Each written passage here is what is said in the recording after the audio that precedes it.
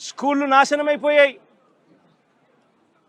విద్యా దీవెన, వసతి దీవెన అందక 6 క్వార్టర్స్ 6 త్రైమాసికాలు ఫీజులు అందక, విద్యా దీవెన, వసతి దీవెన అందక పిల్లలు చదువులు మానేస్తూ ఉన్న పరిస్థితులు, నాడు నేడు ఆగిపోయిన పరిస్థితులు, గోరుముద్ద అన్నది రోజుకొక మెనూతో పిల్లలకు ఆహ్లాదకరమైన తిండి అప్పట్లో వస్తూ ఉంటే, ఈరోజు స్కూళ్ళల్లో తిండి తినాలంటే భయపడే పరిస్థితులకి పిల్లలు వెళ్ళిపోయిన పరిస్థితులు, నాడు నేడు పనులు ఆగిపోయిన పరిస్థితులు, ఇంగ్లీష్ మీడియం గాలి కొదిలేసిన పరిస్థితులు, టోఫుల్ అనేది 3వ తరగతి నుంచి ఒక పీరియడ్ దాకా తీసుకొచ్చిన చరిత్ర గత పాలనలో మాకుంటే, ఇంగ్లీష్ మీడియంను టోఫుల్ పీరియడ్లను ఎత్తేసిన చరిత్ర చంద్రబాబుకు ఉంది.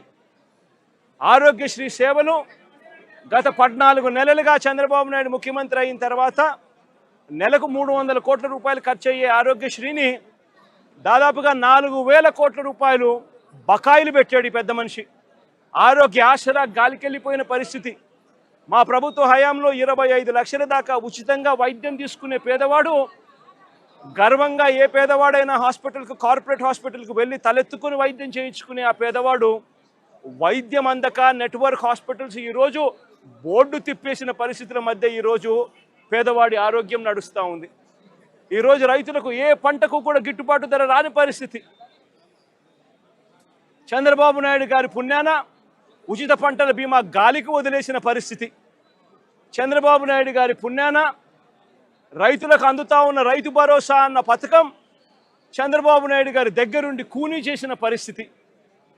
రైతు వ్యవసాయం చేసుకోవడం చంద్రబాబు నాయుడు గారి పాలనలో రైతులు ఆత్మహత్య శరణ్యమన్న పరిస్థితిలోకి ఈరోజు వ్యవసాయం దిగజారింది.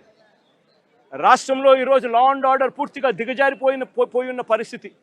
రెడ్ బుక్ రాజ్యాంగం ఈరోజు రాజ్యాంగం వెళ్తా ఉన్న పరిస్థితి. సూపర్ 6లు, సూపర్ 7లు మోసాలే అయి, ఇంతకుముందు జగన్ ఉన్నప్పుడు ఇస్తా ఉన్న ప్రతి పథకము రద్దయిపోయి ఈరోజు ప్రజల బతుకులు, పేదవాడి బతుకులు ఈరోజు అల్లాడుతూ ఉన్న పరిస్థితులు ఈరోజు రాష్ట్రంలో కనిపిస్తూ ఉన్నాయి. ఇలాంటి పరిస్థితుల్లో చంద్రబాబు నాయుడు గారు ప్రజలకు సమాధానం చెప్పుకోలేక, ప్రజలు ఎక్కడ గొంతు విప్పుతారేమో అని చెప్పి ఆ గొంతును నొక్కడానికి చంద్రబాబు చేస్తూ ఉన్న ప్రయత్నమే ఈ రెడ్ బుక్ రాజ్యాంగం.